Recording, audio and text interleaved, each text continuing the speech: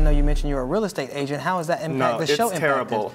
You know, I got a call from someone who said, I'm looking for a mansion. Now, I've been doing this for a really long time. I've sold a lot of houses that have been considered mansions. No one that's buying a house that's that expensive calls it a mansion. So immediately I looked her up. She was a stripper. She just wanted to kick it.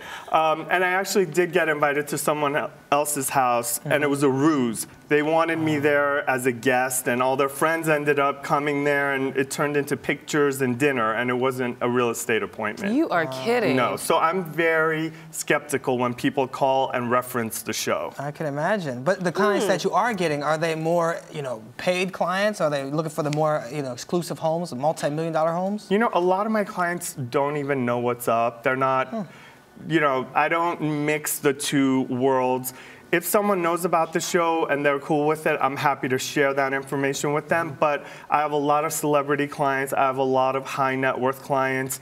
And their lives are so special and important to me to keep private. So I'm not always mixing business and pleasure. Okay. Well, let's talk about the fashion really quickly. Let's do it. The ring, the tie, the suit. Yes. What's this little number here? This you are blinged you out. have to feel this guy. Ooh. That's Barry Kieselstein cord. And isn't that heavy? Yes. It's like an alligator? Yeah, it's an alligator. Reza. That's cool. And I'm doing my Cartier love bracelets my mom gave me. I'm a Cartier hoe.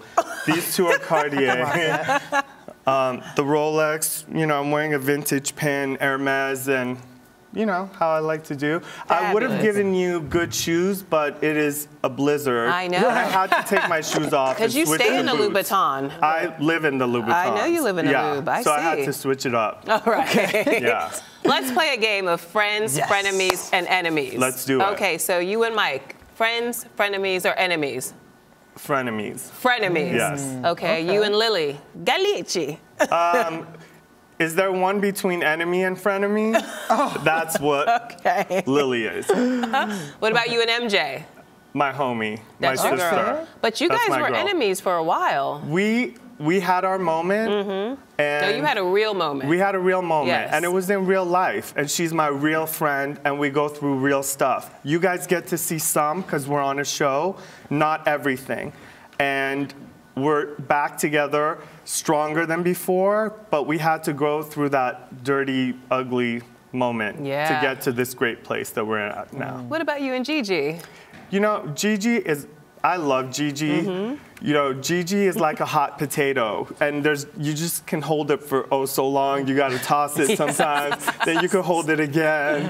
But I love Gigi. And Asha, friends, frenemies, enemies. Asa's my sister. She is a friend, and I adore her. Okay. Okay, now we have to ask you about other reality shows. What other reality shows are you watching right now? Atlanta. Of course. Okay. Miss Kenya Moore. Okay, with that where is question. Shaka Zulu? Where is Shaka Zulu? Okay, well, That Bentley is parked in the driveway, but Shaka's nowhere to be found. Talking about, Are you talking about her fictional man? Yeah, Shaka Zulu. So do you think that she really has a man or no? No, why is she talking about getting inseminated when she's with the prince of Africa? That doesn't make any sense to me. Serving it up with if you had the power to vote off one person off that show, who would it be? Portia. Oh, really? Why? She's so dumb. She is as dumb as a box of rocks. Anyone who thinks the Underground Railroad was, you know, a train that took people from point A to B needs to be fair enough. eliminated. Now, what about your show? Who would you vote off?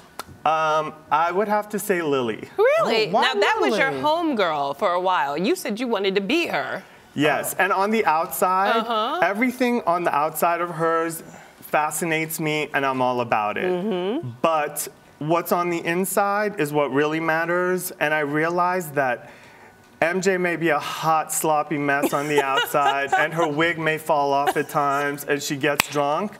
But everything she has on the inside is precious to me, and that's what I cherish. I guess that's a nice compliment, sort of. I like it. Okay. Okay, so we have a clip from next week's episode. Yes. You all go to Turkey. Let's take a look at a clip and then talk some more. Let's do it. Okay. Reza! نمیذارن زن ها بیان. ridiculous. I know. بهش میگم زنا کجا میرن میگه back corner. Yeah, they're in the back corner over there. درست نیست بخورم. This is unbelievable. I know. Asa is 100% Muslim, and here I am, this gay man, yet I'm walking around freely in the most sacred mosque.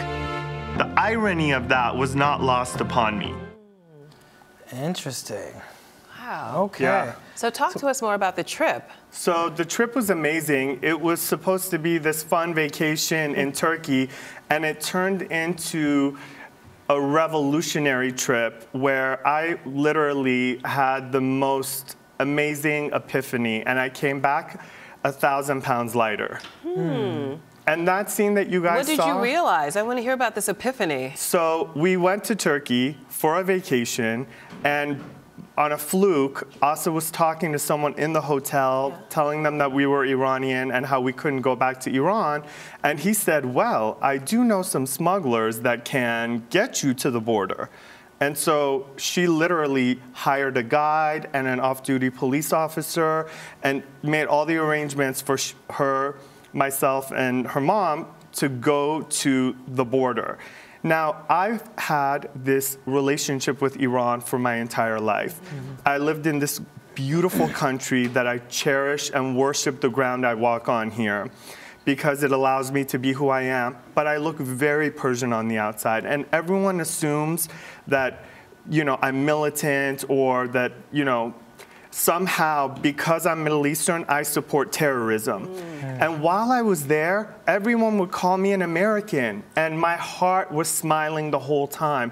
And when we got to the border of Iran, I realized that I was done with that bitch. Like, I was through with you. This has been a toxic relationship my whole life. The place I was born no longer exists. The memories that I cherish are from a time long ago, and I'm done. I'm an American of Persian ancestry, and I'm done with you, bitch. Like, I don't need to hear from you anymore. It was very freeing. Wow. Yeah, it was like this abusive relationship that I was in for 40 years. And now you're free. Now I'm free. All right. Well, now that you're a free man, what's next for you? What can we expect? I am kicking butt in the real estate game, but I've switched it up, and I am actually designing the homes that I'm selling to clients. And I'm working on this multi-million-dollar project in Beverly Hills as we speak. I left that project to come and be with you guys here today. Oh, and I'm going to go back and oversee this amazing project that I've been involved with from Jump Street. So sounds like a spin-off show to me. Hey. All right. Andy Cohen, maybe watching. Call me Andy. Call me Andy. Reza, we really appreciate you stopping by. Thank you guys for having me. Thank it was you, a pleasure. Reza. All right. You're watching Arise Entertainment 360.